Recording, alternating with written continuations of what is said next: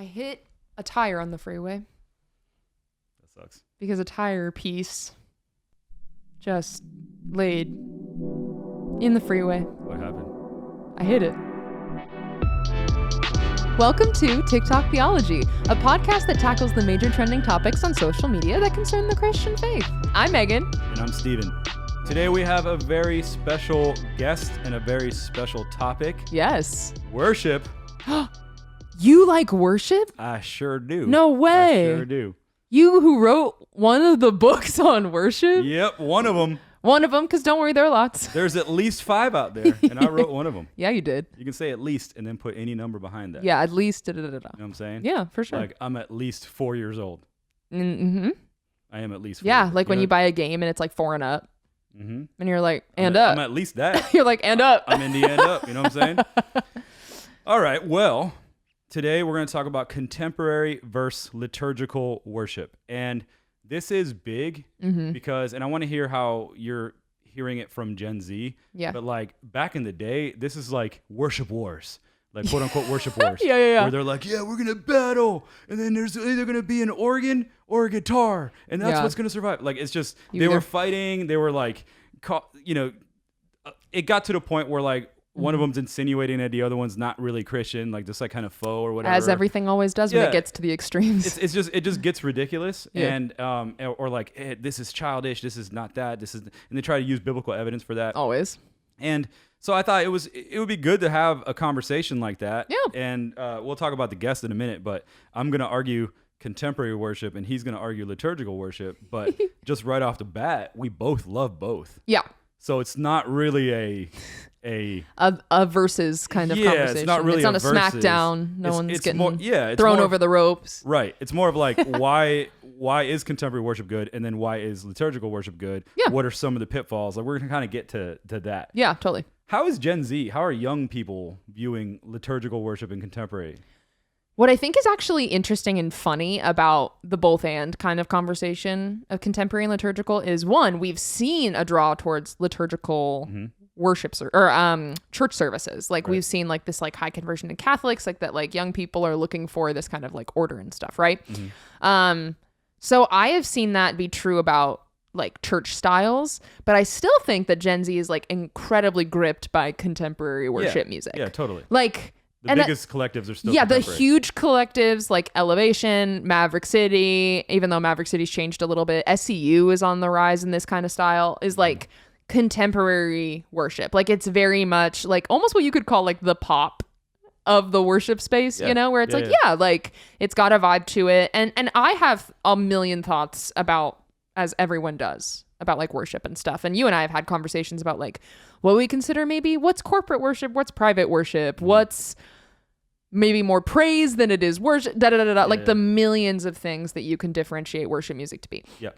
And I think that Gen Z really do at the moment respond really well still to contemporary worship music. I don't think that's a bad thing at all. I think a pitfall of contemporary worship sometimes can be what they know is able to be mass produced or like what will be like their version of like viral, right? What they know is going to go and be received really well versus what's like theologically accurate. Okay. And I feel like that's a big tension that I've seen. Not that they disagree with contemporary worship, but I have seen folks like really dig into thoughts behind, hey, this song is good, but what are we implying theologically with this?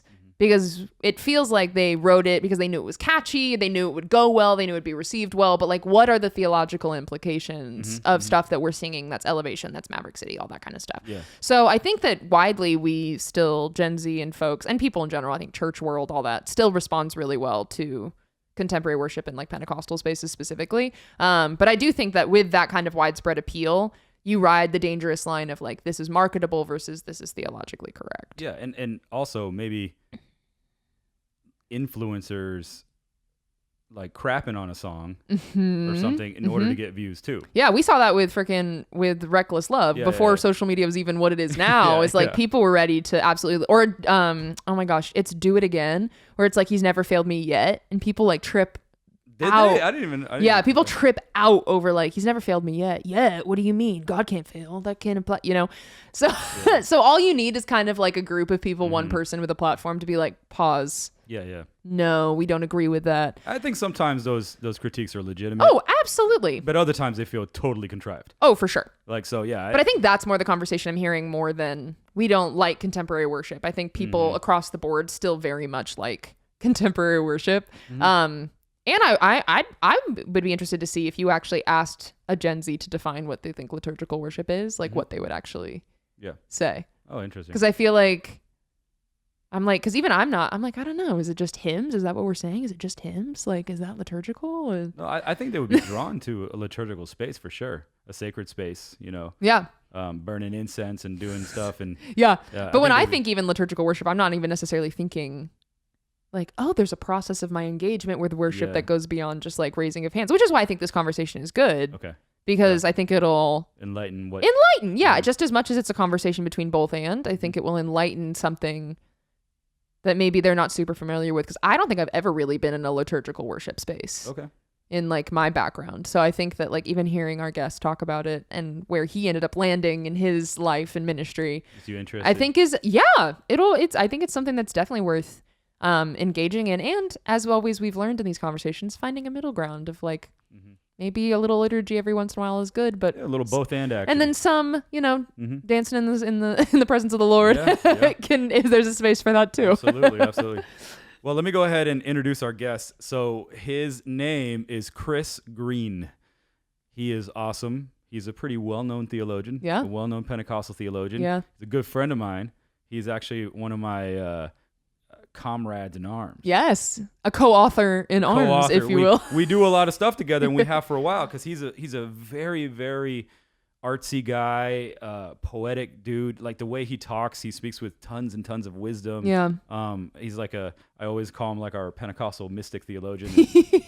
In the most positive way ever. I love the way he thinks. Yeah. But he also, dabbles in tons of stuff like poetry and visual art and different things like that because he loves the arts and he loves expressing in a lot of different ways. Yeah. We've been co-editing books, and we have 2 volumes out already and a third coming like in weeks. But like the first one is The Spirit and the Screen, and it has it's a pneumatological engagement with movies and films and stuff like that. And it's not just Pentecostal, so it's like we try to get other traditions too, just to start talking about how the Spirit can be engaged through film. Absolutely. Then the second one was The Spirit in the Song, and does the same thing with music. Yep. And then this next one that's coming out is The Spirit in the Sketch, which talks about visual art. Nice. And so they're all really good. He writes the introductions, I write the conclusions. We both have chapters in each of them, and then we curate who writes in it and stuff like that. And they're really, really good volumes. And the goal is to have 2 more after that. So that's the plan. So we'll see how that goes. But we want to do one on literature and then one on like architecture and like just so like the Spirit and the Story, and then like the Spirit and Story's good. And we were thinking Scribe, but I like Story. And then Spirit and the Stone. Ooh, that's a good one, right? Yeah, that's a good one. So we'll see if those come out. Hopefully they do. Hey guys, on record, if it was the Spirit and the Story, just know this moment right here, I did that just right now. Mark it. I did that. That's my contribution. Co-author, me. I think actually, you're just gonna have to write a chapter in it. Oh, that's what you're gonna have to do. You said now that you've accidentally gotten yourself involved. Now you're in it.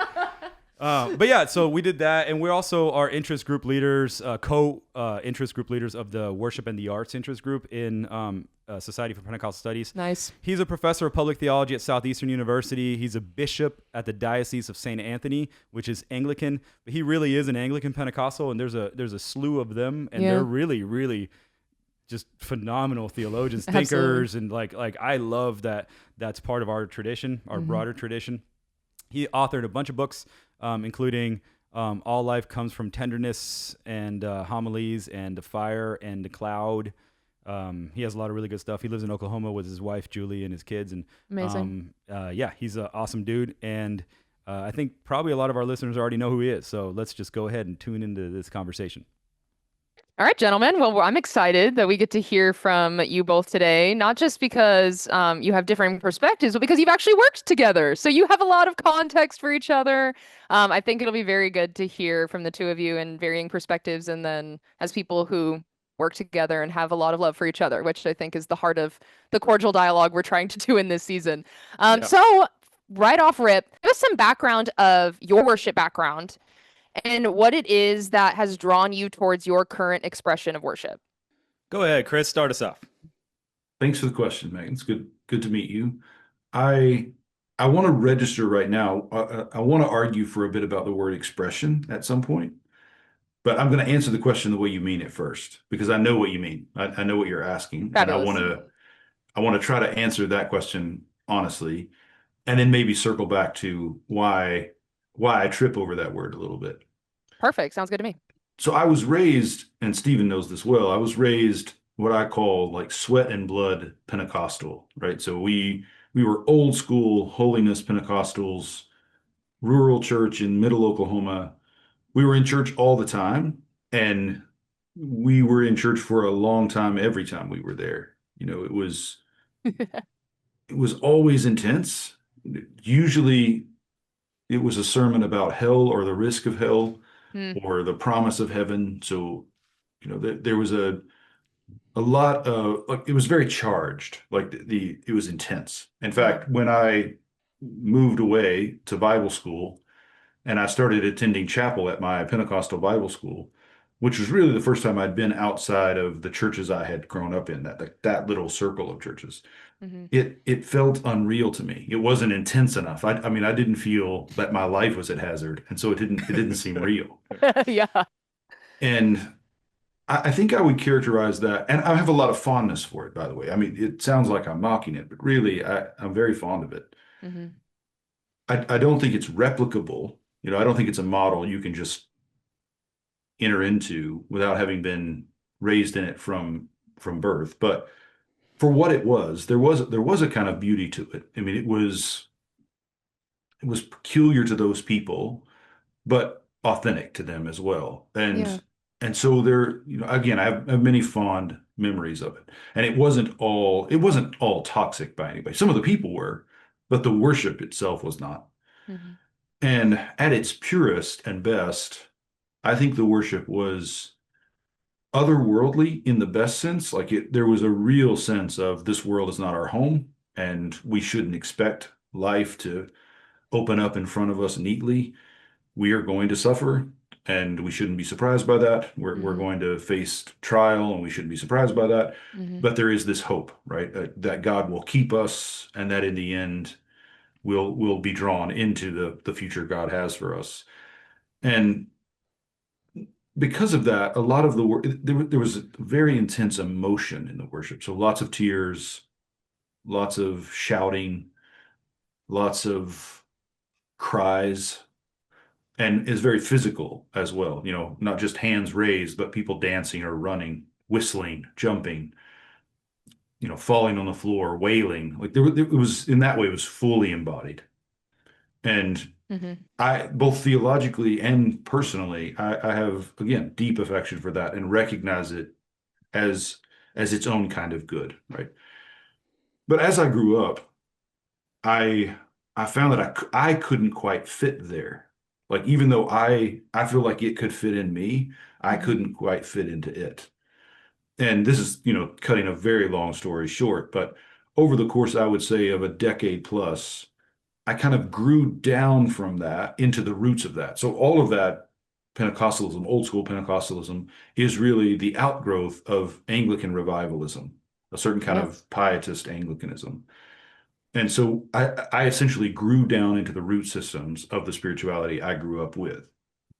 And that's how I became an Anglican, right? And kind of recognizing that the altar services I grew up with were a scaled down, they're kind of a shadow in some sense of the communion services of the Anglican tradition. Mm-hmm. And so, that's how I ended up here.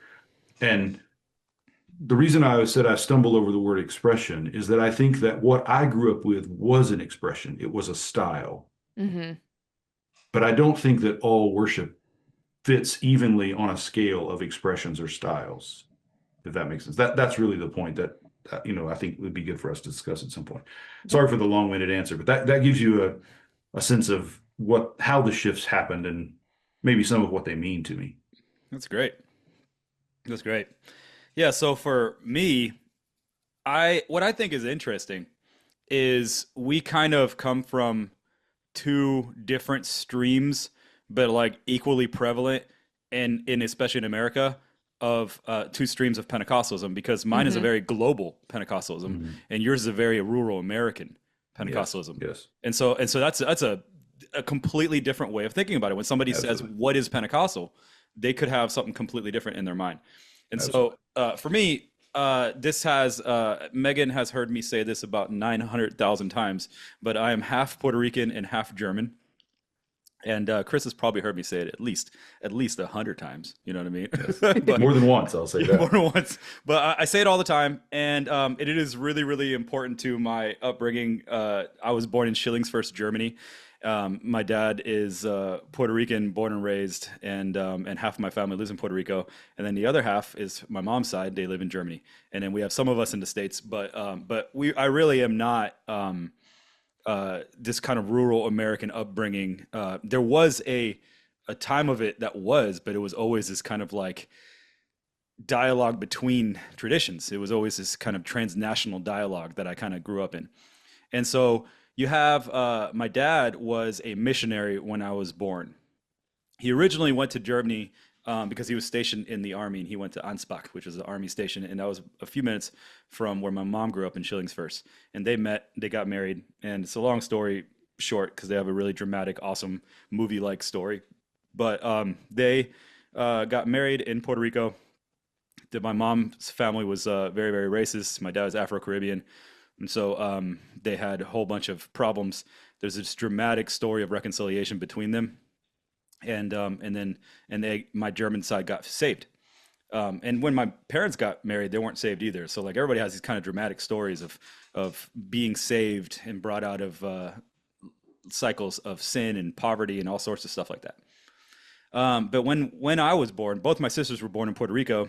I was born in Germany when we moved back to Germany. So they met there, but they moved out. They were in Puerto Rico for a little while, even in Kansas for a little while. But then they moved back to Germany, and I was born. And me and my sister were coming up in the kindergarten system and stuff like that. And German is my first language. We were conversational with Spanish, but didn't learn English until later on. And when I was there, my dad was a missionary to Romania. So the station was in Germany, and it was like a top secret building. And then he would go into Romania. I was born in 1985, and Germany was still split until 1989. And so we were in the West Germany, and but the East was communist, and Romania was communist. And so my dad would smuggle Bibles into these like vans that had these special compartments and stuff. And if he would have got caught, he would have got his hands cut off. You know, like it was a pretty dangerous thing that he was doing. And I was a little guy, but I was in Germany when the Berlin Wall fell. Don't remember any of that. So, but that was the upbringing. So it was, but my denomination was a holiness denomination, Christian Missionary Alliance. My dad was a missionary in that. And, but you know, Christian Missionary Alliance from global perspectives is just kind of different than the American perspectives. Then when we moved to Florida when I was 6, they were moving the mission over, and that's kind of what started him there. We moved to Florida, and he was supposed to be like a liaison for the Caribbean islands for the CMA, and that kind of fell apart. And my dad took a pastoring job and then some manual labor jobs and stuff like that, and that was kind of the rest how we got there. Learned English and stuff, and we were part of a CMA church there, and this one was pretty southern rural, but it was weird to me. So like for you came up in it, and for me it was like just kind of weird. It was traditional, you know, piano worship with a hymnal, and it was boring. You know what I mean? I try to get out of it. I try to go to the children's church and just help out every time. You know what I'm saying? To try to get out of the sermon and the worship. I love the people though, and some of them have like literally become family like through marriage and stuff like that. But the people are awesome, humble, great human beings, but like very boring expression, you know, to me. And but that right there, CMA, Latin CMA is kind of lively and expressive. Kind of this global CMA is going to be different. It's going to take on the culture of wherever we're at. And then in America, like in Florida where I was, it was very, very mellow and subdued. And so just kind of coming up when I'm an artist and a musician, I started getting involved in all sorts of different music, and I was played guitar early on, and I was in rock bands, metal bands, all sorts of stuff like that. And I was really drawn to like very, very extreme expressions of everything, just like always, and I still am. It's like, man, that band is too soft. You know what I'm saying? I'm talking about like Slipknot or something. Like they're too soft. They need to be heavier. So I want like the full spectrum, the full dynamics, and in worship, I kind of saw that. So it was definitely a style that I appreciated, and it was something that was good. But what I liked, and I think this is important, is that it was embodied. You would go from loud and ambient, you would have catharsis, you would have emotional release, you would be able to just kind of like cry out. There's this potential for revival and encounter. Like I grew up, you know, a Christian household, and I got saved when I was 6, and it was like real saved. Like I wasn't like, you know, like nominal, like I was really in there. And so it wasn't that like God had to break me out of drugs or alcohol or anything like that was bad that I didn't do that. But like, I don't know. I was like, I think when you're in the church, you kind of like are brought into the army, you know what I'm saying? Like you're working with God to help others into that thing. So you have this really sense of mission, this really sense of like being called into this sort of mission, an evangelistic sense. I think that is just always super prevalent in that kind of worship. And there's stretching times of spontaneity and just things that are like not structured, that is just very, very relational in a totally different way. But yeah, so for me, it was always like dynamic expression that's just like, you know, loud and soft and beautiful and cacophonous and all the things in between to see that full range of human emotion, that I find just very, very attractive. And I've always been brought into that. So that's kind of my background and how I got into contemporary worship in the first place. Kind of always been there, but yeah. Very good. Thanks guys for sharing. It's very fun that like to see already like the differences of background versus like rural and like very expressionist and then more traditional hymn based, which I think shows already like how much is how much is going on in these different, we're going to use expressions and styles of worships that we see, even just how you guys were raised in areas of the US. And that's just in the US. Like when we even expand globally, there's so many different expressions for this. So I think it's important to kind of then piggyback off that first question and ask, how would your tradition define worship? The point about expression, just to be clear, I'm not disputing at all that there are expressions, and that in fact, I don't think you can, like wherever worship comes through, it will be expression in some way. Mm-hmm. Right? Because that's built into what it means to be human. And we talk about someone having an expression on their face, and they can't not have an expression of some kind, right? So on my face will always have some kind of expression. You might misread it. It might not be what I intend, but it, you know, to have a face is to have expressiveness. Mm-hmm. And so I think I want to make sure I'm not suggesting something I don't mean here. Like, yes, worship is expressed, and we can talk about worship expressions. Really, what I was registering is, again, both as a pastor and as a theologian, I don't want people's discussion about worship to reduce to expression, and for them to then think that it's just kind of a range of options, all equally displaced, you know, on a timeline, or, you know, some kind of spectrum, and we're just deciding what we like best, right? And so, like, that's really the only point I'm making here, and I'm sure we'll get back to that. No, it's a great point. The Pentecostals that raised me wouldn't have defined anything. They didn't think definitionally about anything. Sure. Like I don't know if they could form propositional sentences. Like it was so affective, you know, having to do with the chest and not the head or the gut. You know, I don't think they could have defined it. If they would have been forced to define it, they would have just reached for kind of fundamentalist definitions that were at hand that are completely at odds with what they were actually doing. Right? So, like, no one's less reliable talking about Pentecostal theology and spirituality than Pentecostal practitioners. They know, at least the people who are doing it are not trained or conditioned to talk about it or think about it. They just do it. And when you push them, as a rule, if you push them to talk about it, they fall back on popular evangelical fundamentalist language, which isn't actually true to what they're doing. Right. My favorite example of this is the way that they read the scriptures devotionally, homiletically, and then the way they would teach you about how you should read the scriptures were directly opposed to each other, right? I'll sometimes do that with students. I will say, what are the rules you've learned, like at Southeastern or wherever I'm teaching? Like, what are the rules you've learned about how you should read scripture? And so, we jot them all down. And for the most part, they've all gotten the same basic guidelines. And then I will say, okay, leave all that. Now talk to me about the moments in your life when someone has read scripture in a way that changed your life, like a reading of scripture that actually altered your life. Mm-hmm. And of course, those readings never match the rules. Like the way that their lives have actually been changed by the use of scripture is never someone saying, well, let's start by studying the grammatical historical context of this pericope that we've decided to exegete. Like that just never happens. It just never happens, right? And part of being Pentecostal, I think, and I do think this stretches across a lot of the family or families of Pentecostalisms. Mm-hmm. It's this kind of what we're saying about what we're doing and what we're actually doing, they don't sit well together. We're not very good at thinking or talking about what we're doing. Yeah. So they wouldn't have been able to define it. But I think what they were doing, what I would say now, having thought about it, is that it was a kind of abandonment toward God. So the worship was a time in which you kind of throw everything else off and you throw yourself at God.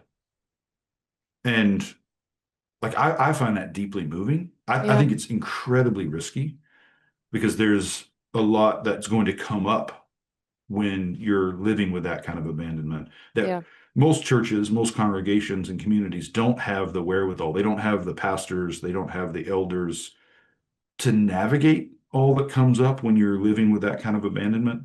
Yeah. But I think that's how I would define what I grew up with. It was a kind of utter, you're shaking off every restriction or more or less every restriction and just throwing yourself at God. And without, I don't think I'm being naive or sentimental about it.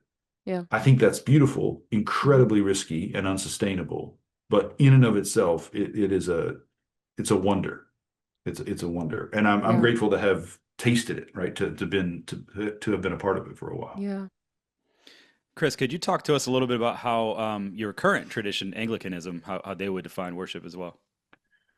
Well, Anglicans just will offer you a whole range of contradictory definitions, right? So like part of, like Sarah Coakley has said, like the strength of Anglicanism is how muddled it is, like how confused it is. Because in all that confusion, there's kind of a vast middle that allows for a lot of different people to find home. So, if you ask a high church, and I'm on the high church Anglican side, like close to Anglo-Catholicism, the kind of Catholic Orthodox traditions, like that version of Anglicanism is going to talk about worship differently than kind of low church evangelical Anglicanism is. I think that kind of what all Anglicans would share, well, not all, but broadly, Anglicans would share this sense that worship is a response to the first commandment, right? We're commanded to worship God and worship God only, and worship is the response to that. And it entails all of life, including what we do when we gather. And what we're doing when we gather, specifically in prayer and song, is we're adoring God. So if the response to the first commandment is what worship is, what we're doing when we get to the expression is we're adoring. Like we're showing our admiration and our delight in God. Now, I don't think that's incompatible with what I was raised with, but I think that they're also different animals too. Does that help, Stephen? Does that get close? Absolutely, yeah, that's really good. So if I were to ask, or if I were to define worship from our tradition. I think Chris hit something really, really important. And this is also part of the role of being a Pentecostal theologian. So, Chris is an Anglican Pentecostal, really, truly. And he is both of these things. And what we do is we give language to our tradition. Yes. And that's helpful for not just our own people to talk about, like, oh, well, this is the theology that's operant. You may not have said it, but this is what is operant in what you do and what you implicitly believe and state and enact, right?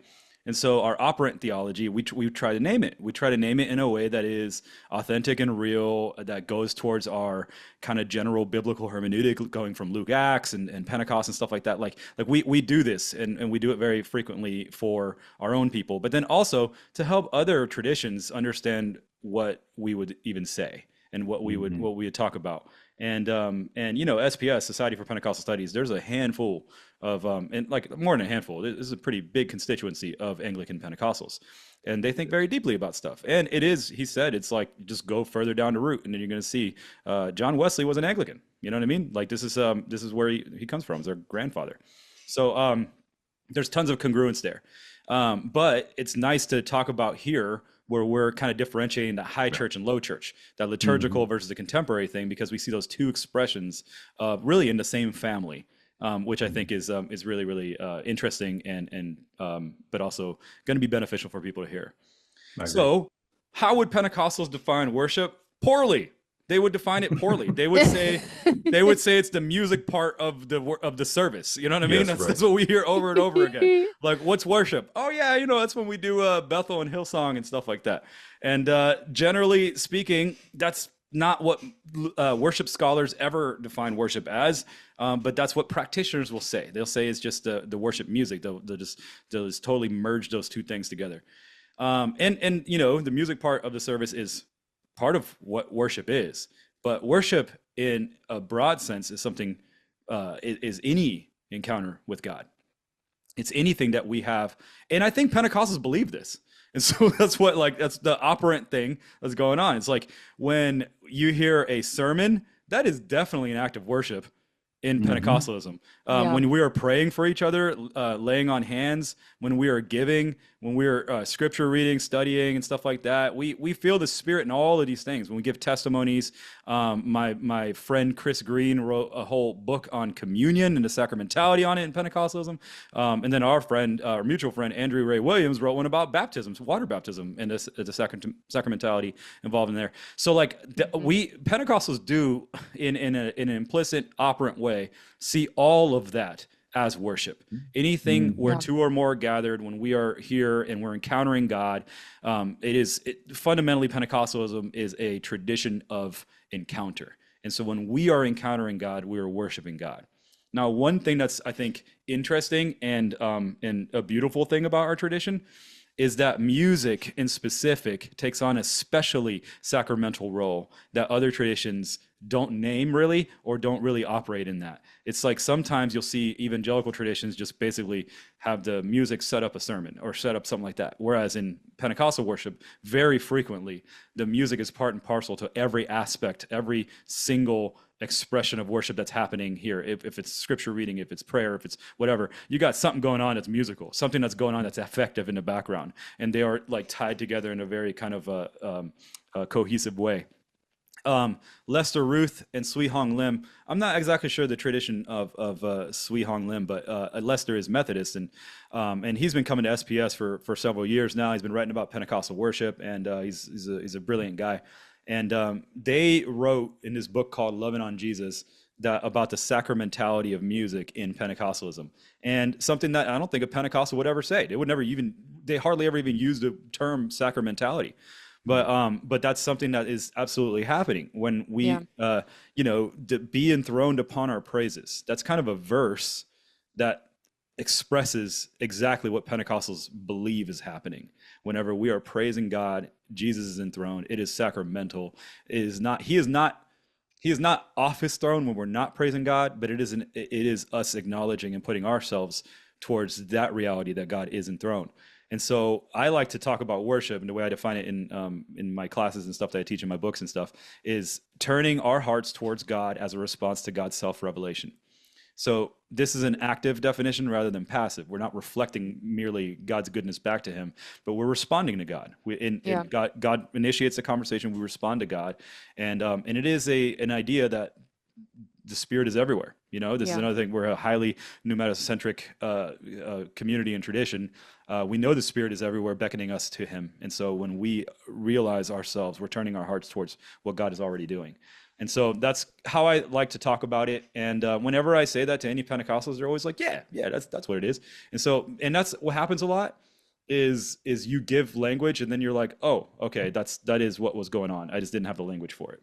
Mm-hmm.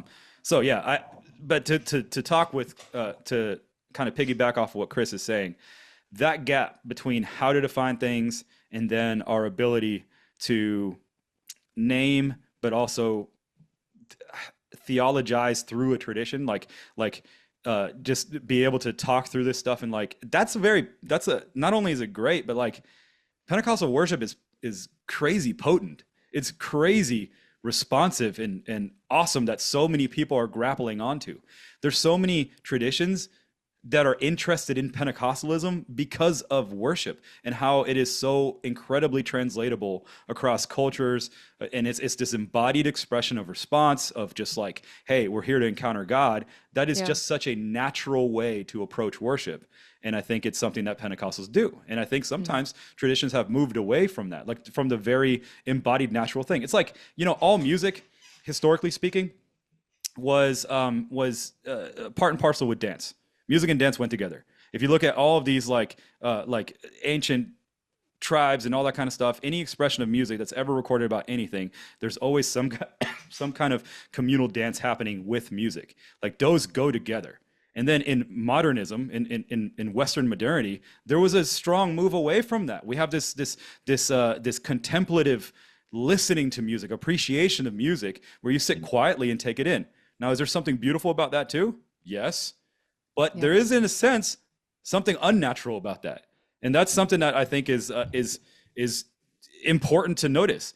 Like when someone is being contemplative in the midst of what is regularly responsive, they are doing something unnatural. I would say something good, but something unnatural, because their natural response would be to get caught up in whatever is happening.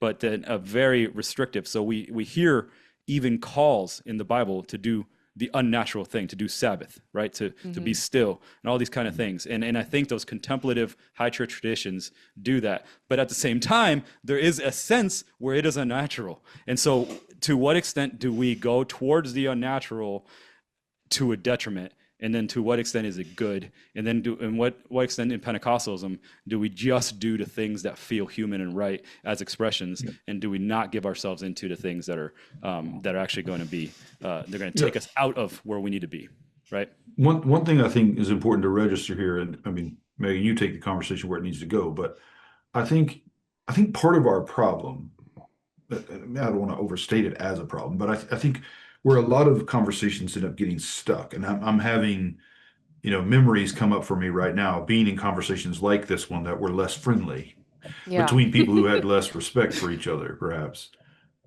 in which it's framed combatively, as if it's either this or that, and this is what's wrong with that, and this is what's wrong with this, and so on. But I think that we do also need to name that some of the problem that makes it feel like an either or like a matter between right and wrong or good and better, is American Christianity has fitted kind of the whole of the Christian life into what we're calling worship.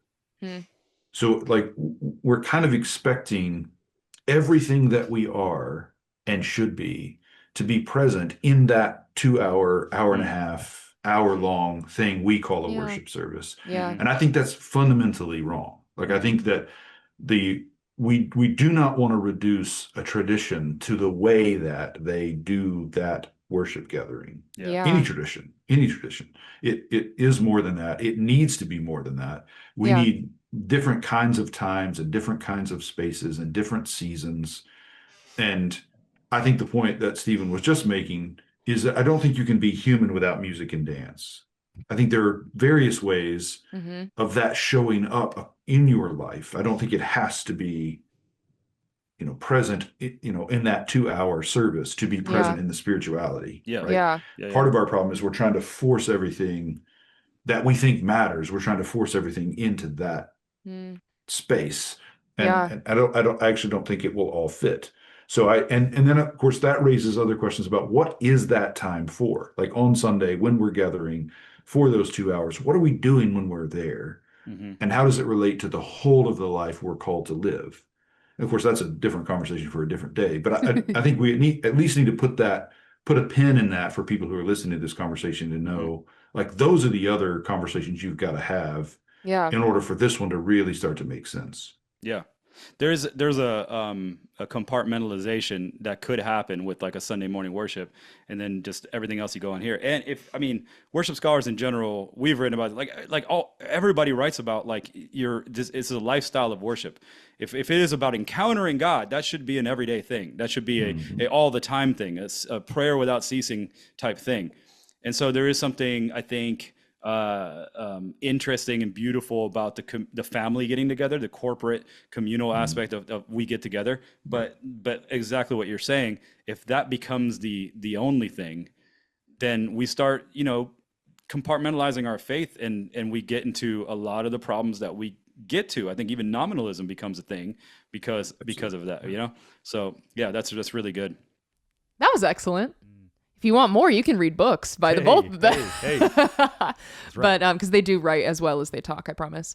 But I love that even hearing from Chris and these conversations is the honesty that he's willing to engage with his process through being a kid raised in a very emotional worship space. And for lots of folks, we've seen the concept of deconstruction. Obviously, we've talked about this kind of I didn't necessarily want to stay in the tradition I was raised, so I left everything altogether and left the faith and left the church and all the things. And so I kind of love the way that Chris views this and articulated this as, instead of deconstructing to nothing, he deconstructed his understanding of worship, and then instead he really reconstructed and then grew something deeper. Yeah, he went deeper. And he went into this, he grew deeper into Anglicanism and all that kind of stuff. Which is the roots of his own tradition that he was going against. Yeah, he was I followed it all the way to I followed the path all the way and ended up in this kind of beautiful, more liturgical understanding of Anglicanism. Yeah. And